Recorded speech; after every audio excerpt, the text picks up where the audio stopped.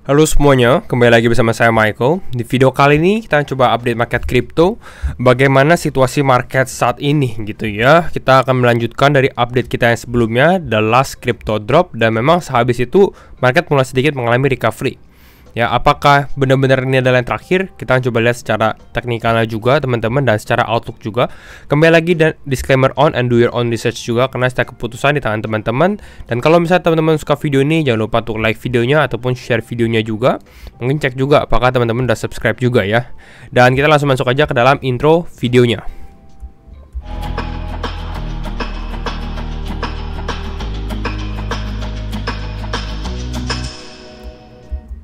Oke, ya kita coba update market. Saat ini Bitcoin di area 61.700, nggak terlalu mengalami kenaikan signifikan, lebih ke arah sideways ya. Tapi memang ada cukup recovery dalam mungkin 1-2 hari terakhir. Kalau kita lihat secara 24 jam, altcoin beberapa gitu ya mulai mengalami kenaikan. Di sini kita bisa lihat seperti AI coin, seperti Fetch AI dan AGX juga mengalami kenaikan kembali gitu ya. Ini dalam 7 hari teman-teman bisa lihat nih, mereka mengalami kenaikan 30%-an. Lalu ada Notcoin dan lain-lainnya. Mungkin kita coba sort di sini dalam 7 hari terakhir ya. Memang di lead oleh AI coin ya, FED dan AGX, karena mereka kan akan merging ya dengan Ocean juga gitu ya. Harusnya di bulan Juli nanti. Lalu ada Jupiter, Injective dan beberapa kripto lainnya juga. Bahkan base aja, berat aja udah sampai top 58 ya. Cukup besar juga.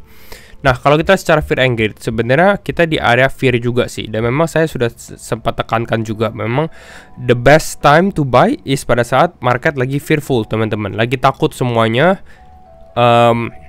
itu the best time to buy juga. Dan memang kemarin kita sempat hit nih area fear. Saya sempat update, nggak sempat update di YouTube, tapi saya update di Telegram gitu. Makanya kalau teman-teman yang belum join grup Telegram, mungkin feel free to join juga, karena saya biasanya update cepatnya di Tele. Ya, tapi di sini kita juga masih di fear 46. Gak usah terlalu terburu-buru juga. Sebenarnya itu yang saya mau tekankan juga, karena market masih, menurut saya masih lebih ke arah konsolidasi dulu sih. Ya, kita kalau lihat secara Bitcoin monthly returns, kita langsung masuk ke dalam intinya deh gitu ya. Nah, ini saya tadi lihat secara monthly atau bulanan secara return Bitcoin. Sesuatu hal yang menarik teman-teman harus teman-teman perhatikan, itu adalah setiap di bulan Juni ya. Jadi kemungkinan besar kita kan akan closing merah kan di bulan Juni, karena kita kan sudah di akhir bulan juga, kemungkinan akan closing merah. Tapi teman-teman perhatikan reaksi market. Jadi setiap di bulan Juni kita closing merah ya, atau Bitcoin mengalami koreksi, yang terjadi adalah the next month atau bulan setelahnya, yaitu adalah bulan Juli, kita justru mengalami kenaikan. Lihat dari 2013, merah, hijau ya, closingnya naik gitu ya. Sama Juli, merah, Julinya naik. Ini juga sama, merah, hijau, merah, hijau, merah, hijau gitu ya. Apakah the cycle repeats? Apakah ini akan kembali lagi, history terulang kembali, di mana kita bisa melihat closing positif di bulan Juli? Kita akan lihat gitu ya, dalam kurang lebih 1 bulan lebih dikit lah untuk teori kita ya, apakah benar atau tidak secara historis teman-teman. Dan memang sebenarnya kalau kita perhatikan rata-rata hitung bounce-nya mereka ya, misalnya di sini kan naik 16%, naik 18%, naik 24%. Ini rata-rata mungkin sekitar 18-19%-an pada saat bounce ya. Jadi bisa kita expect bahwa kalau misalnya market akan recover itu sekitar 18-19% dari closing bulan Juni. Seperti itu.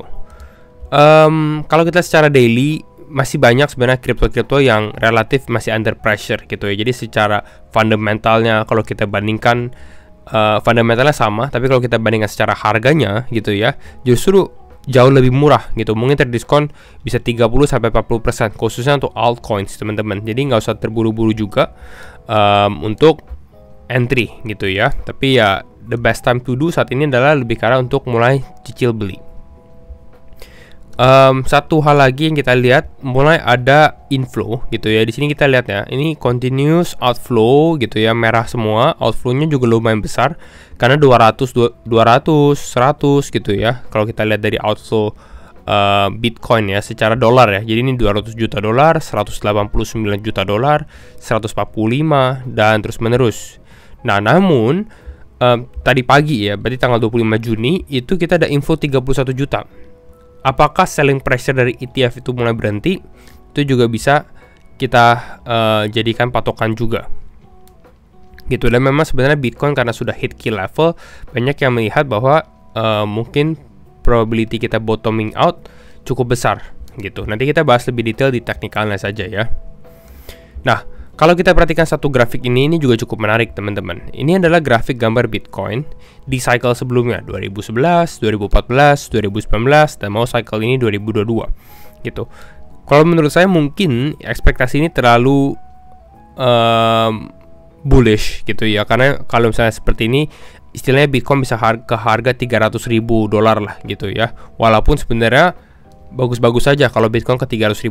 Cuma perlu diperhatikan bukan hanya harganya saja, tapi kita harus perhatikan secara market cap-nya gitu ya, kapitalisasi dari market sendiri, karena makin lama makin besar juga. Nah, pertanyaannya adalah apakah Bitcoin, apakah sejarah akan repeat lagi gitu ya, kalau kita lihat dari grafik ini gitu. Artinya Bitcoin mungkin bisa ke area 200.000 atau 300.000. My skenario sendiri kalau untuk price target sebenarnya mungkin ya di angka at least kita hit 6 digits atau di atas $100.000 gitu ya untuk target bull market Bitcoin. Dan kalau kita lihat juga dari sini, biasanya memang secara historically setelah halving itu belum mulai mengalami kenaikan nih. Istilahnya naiknya itu nanti gitu ya, mungkin 50 hari atau 100 hari setelah halving baru mulai ada kenaikan yang lumayan signifikan yang bisa kerasa seperti itu. Nah, kita coba review beberapa altcoins news kali ya, karena udah lama kita nggak bahas altcoin juga. Kita bahas Bitcoin. Lalu altcoin apa nih, ada berita terbaru? Saya cover beberapa berita besar ya. Yang pertama itu adalah Solana ya. Solana itu mereka launch fitur baru namanya Blinks. Blinks itu adalah blockchain link istilahnya. Jadi apa fitur dari blockchain link sendiri? Fiturnya adalah sebenarnya teman-teman misalnya di sini saya buka X ya atau Twitter. Saya buka X, saya bisa langsung koneksi ke Web3 atau ke walletnya Solana Phantom gitu ya di X sendiri tanpa harus buka website istilahnya seperti itu. Jadi ini adalah satu fitur terbaru dan ini akan transisi Web2 ke Web3-nya lebih seamless, lebih cukup mudah gitu. Jadi ini yang bisa diperhatikan. Nanti teman-teman kalau mau nonton videonya boleh nih langsung ada di X-nya Solana gitu ya. Bahkan bisa bertransaksi juga gitu ya melalui Phantom Wallet.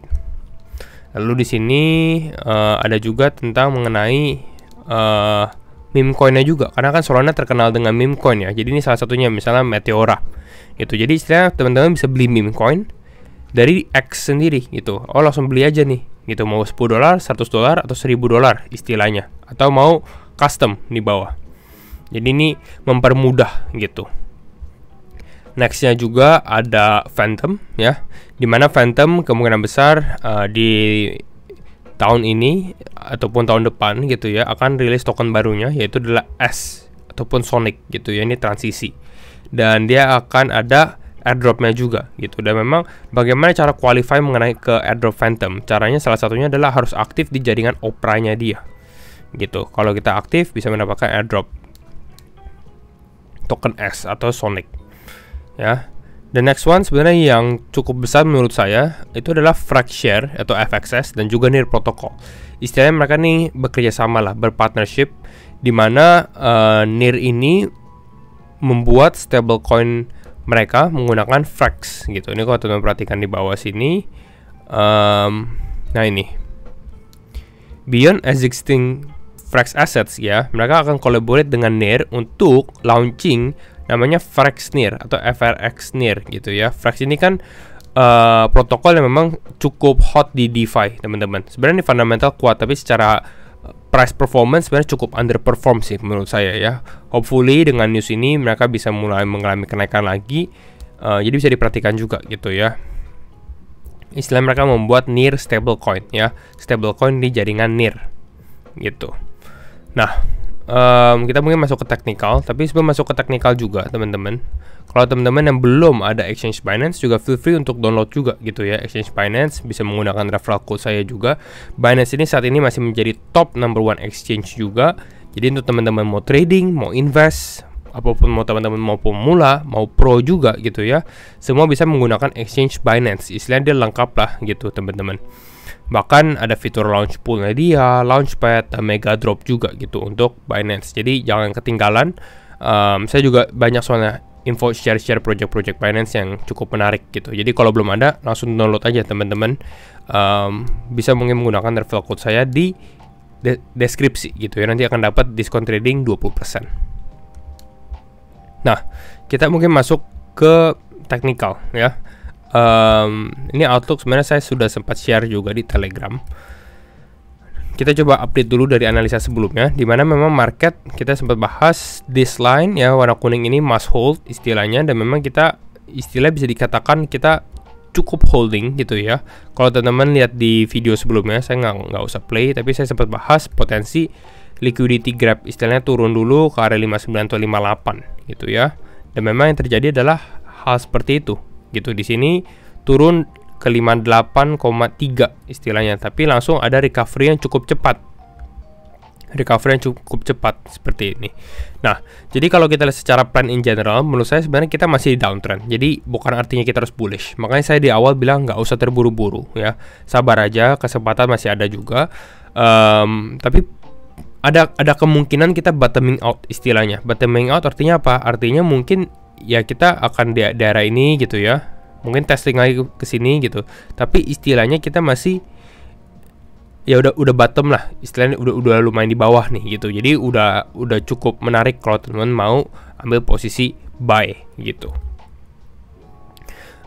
Itu namanya bottoming out. Kenapa? Karena ya salah satunya adalah dari trend line sendiri ya, dimana kita technically secara short term kita masih under this trend line juga. Artinya apa? Artinya kita masih downtrend, dan memang secara time frame 4 jam pun kita bisa lihat kita lagi di area downtrend, kecuali kita mungkin lihat di time frame 1 hari ya, tergolong kita lebih ke arah ya sideways saja gitu. Di sini kita lebih ke arah sideways saja, nggak terlalu banyak pergerakan gitu. Selama kita belum break garis warna kuning ini atau struktur ya istilahnya, ya ini masih ada kemungkinan untuk Bitcoin mulai mengalami kenaikan lagi gitu. Jadi secara outlook panjangnya juga saya masih melihat di tahun ini Bitcoin untuk mengalami kenaikan lagi gitu.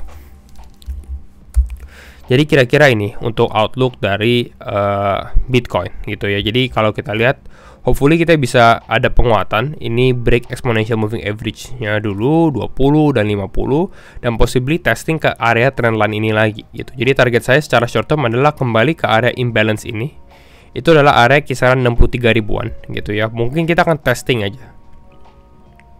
Ya, testing aja kembali ke area ini. Berarti next kita berapa persen nih? 3%-an. Nah, lalu mungkin ada potensi koreksi lagi, tapi nanti kita akan lihat ini. Kalau setelah udah testing, kalau ternyata adalah kita breakout, ya ini another beda skenario gitu. Tapi skenario ini juga bisa play out untuk breakout. Tapi saya lihat mungkin kita masih ada lebih karena rejection dulu sih gitu. Jadi kira-kira untuk outlook Bitcoin seperti itu. Tapi saya perhatikan sebenarnya adalah dari altcoin ya teman-teman, karena kalau kita perhatikan justru altcoinnya yang lebih strong gitu. Bahkan teman-teman bisa lihat di sini secara others dominance ini kita lebih bounce-nya naiknya lebih tinggi gitu.